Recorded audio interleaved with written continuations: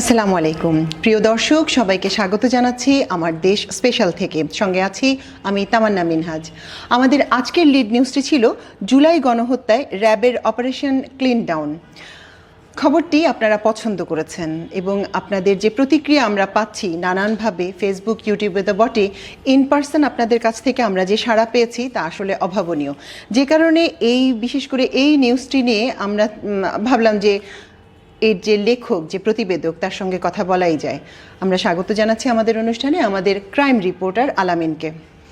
আলামিন, আমাদের ছোট্ট এই আয়োজনে আপনাকে স্বাগত জানাচ্ছি। আজকের যে লিড নিউজ, এটাতে আমরা আসলে লিড নিউজ নিয়ে মোটামুটি প্রতিদিনই সাড়া পাই, কিন্তু আজকেরটা কিন্তু একটু আলাদা ছিল এবং এমন একটা জিনিস, জুলাই গণবিপ্লবের, গণ অভ্যুত্থানের অনেক দিক আছে, আমরা সবাই দেখেছি। ওই সময়টা তো পার হয়ে এলাম আজকের পর্যায়ে। আপনার এইটা নিয়ে কেন কাজ করতে ইচ্ছা করলো যে হেলিকপ্টার থেকে যে গুলিটা চলছিল, আমাদের দেশে একটা অভাবনীয় জিনিস ছিল ওই পরিস্থিতিতে যখন কাজটা হয়। মানে এর আগে তো হেলিকপ্টার কোনো অভিযানে, আন্দোলন দমনে ব্যবহার করা হয় নাই, ওইটাই ছিল প্রথম।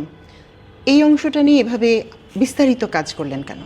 প্রথমে এই আন্দোলন সরকার নমনীয় থাকলেও পরে এই আন্দোলনের প্রতি তাদের দমন নিপীড়নের মাত্রা বেড়ে যায় এবং সরকারের যত দমন নিপীড়নের মাত্রা বাড়ে, পাশাপাশি এই আন্দোলনে সক্রিয় সমর্থনে ছাত্র জনতা আরও বেশিভাবে মাঠে নামে।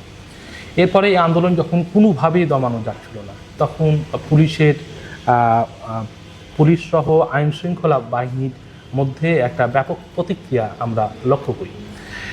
আপনি জানেন যে স্বৈরাচার সরকারের সাবেক স্বরাষ্ট্রমন্ত্রী আসাদুজ্জামানের বাসা হচ্ছে ধানমন্ডিতে, এবং এই আন্দোলনের 1 জুলাই থেকে যখন শুরু হয় তখন প্রত্যেক দিন রাত্রে তার বাসায় আইন শৃঙ্খলা বাহিনীর ঊর্ধ্বতন কর্মকর্তাদের নিয়ে তিনি বৈঠক করতেন এবং সেখানে থাকতেন IGP Chowdhury Abdullah Al Mamun, DMP commissioner Habibur Rahman, র্যাবের ডিজি ব্যারিস্টার হারুনুর রশিদ, র্যাবের এডিজি কর্নেল মোমেন, ঢাকা মহানগর পুলিশের অতিরিক্ত কমিশনার ডক্টর খ মহিউদ্দিন, ঢাকা মহানগর পুলিশের অতিরিক্ত কমিশনার হারুনুর রশিদ, পুলিশের অতিরিক্ত IGP crime and ops Mohammad Atiqur Rahman, পুলিশের অতিরিক্ত আইজিপি মোহাম্মদ আমিনুল ইসলাম সহ ঊর্ধ্বতন কর্মকর্তা যারা ছিলেন তারা এখানে নিয়মিত বসতেন এবং এই আন্দোলনকে কিভাবে একটা ক্র্যাকডাউনের মাধ্যমে দমানো যায় তারা এই বিষয়টি নিয়ে আলোচনা করতেন।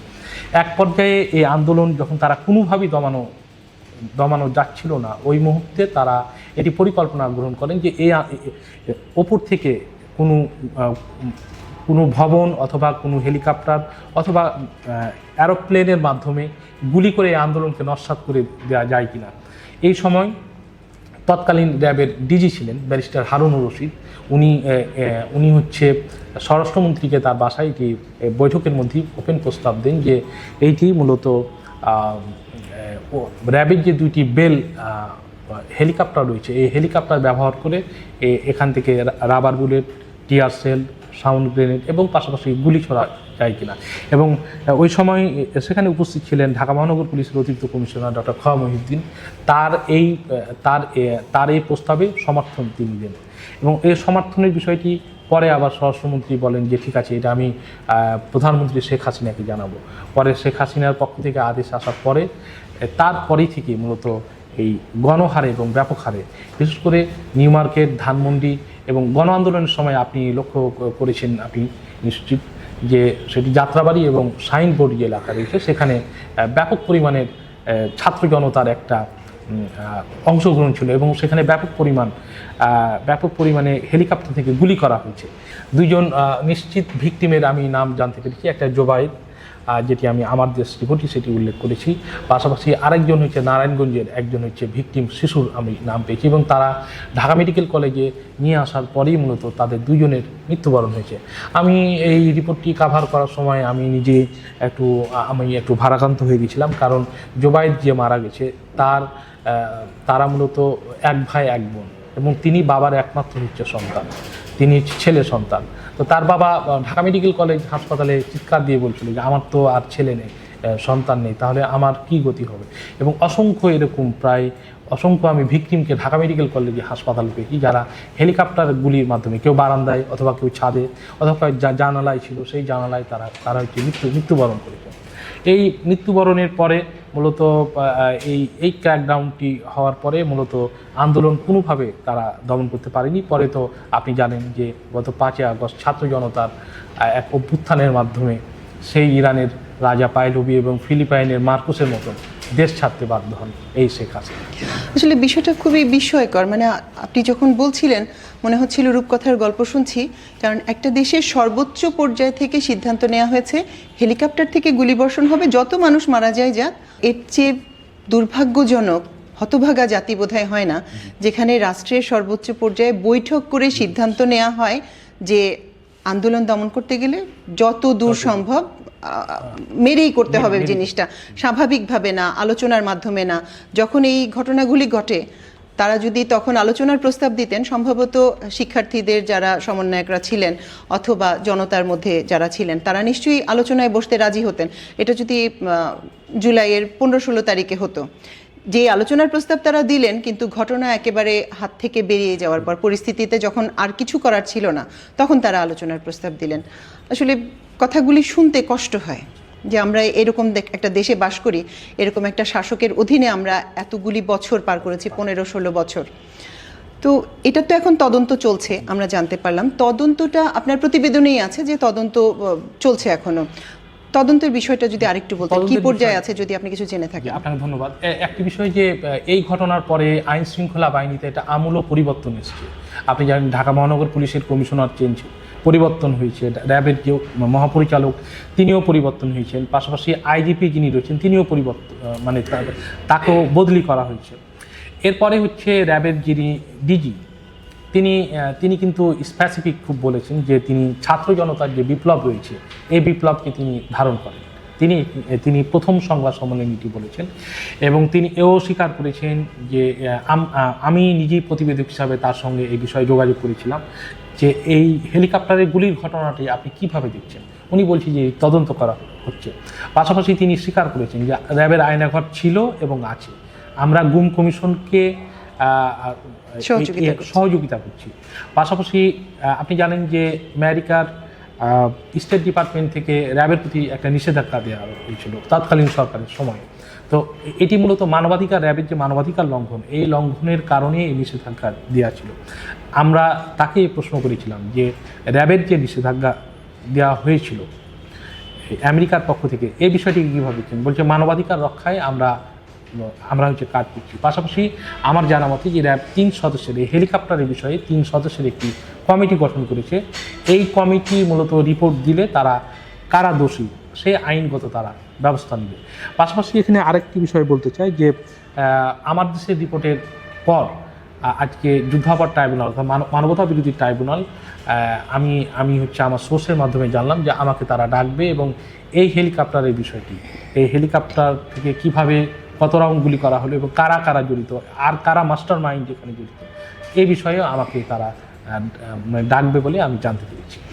পুরো আলোচনাটা একটু নৈরাশ্যজনক যে বর্ণনা আপনি প্রথমে দিলেন, কিন্তু তারপরও শেষ অংশ যেটা একটা খবরের, আসলে আমরা সাংবাদিকতা করি যেই কারণে খবরের পেছনের অংশটা তুলে নিয়ে আসা এবং সেটার একটা সমাধানের চেষ্টা করা, সেই ক্ষেত্রে কিন্তু আমাদের সফল বলতে হবে।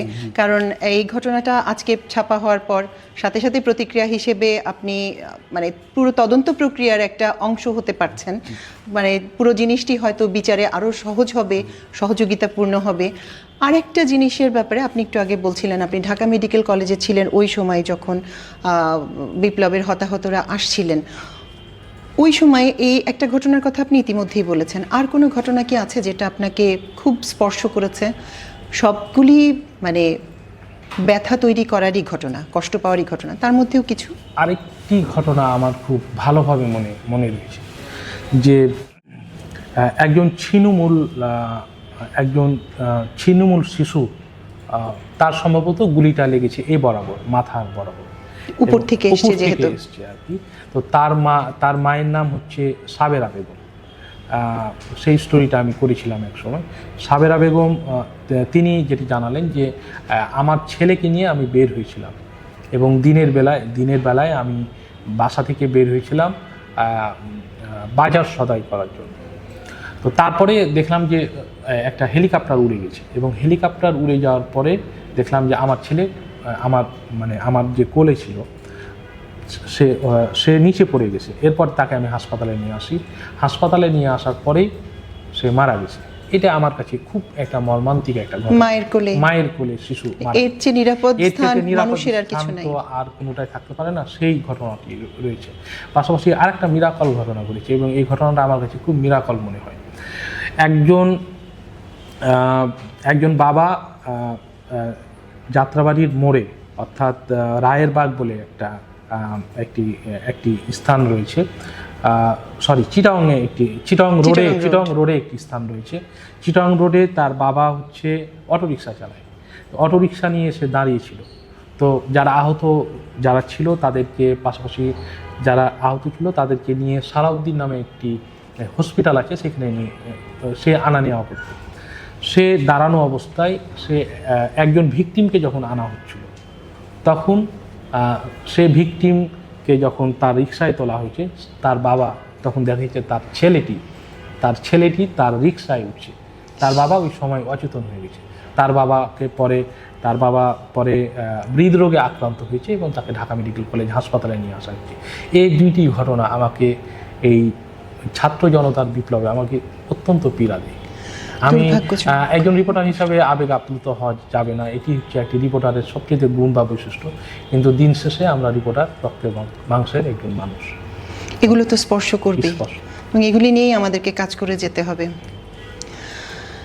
প্রিয় দর্শক, আজকের আয়োজন আসলে আমরা যখন শুরু করি তখন মনে হচ্ছিল যে সব মিলিয়ে একটা ভালো কিছু হবে, কিন্তু শেষ পর্যায়ে পর্যন্ত যা দেখা গেল এটা আসলে মন খারাপের একটা আয়োজন হয়ে গেল। শেষে আমরা যে ছোট ছোট দুটি গল্প শুনলাম, আমরা তো শেষ পর্যন্ত আসলে মানুষ, সাংবাদিকতা করি বা আমরা যেই হই না কেন।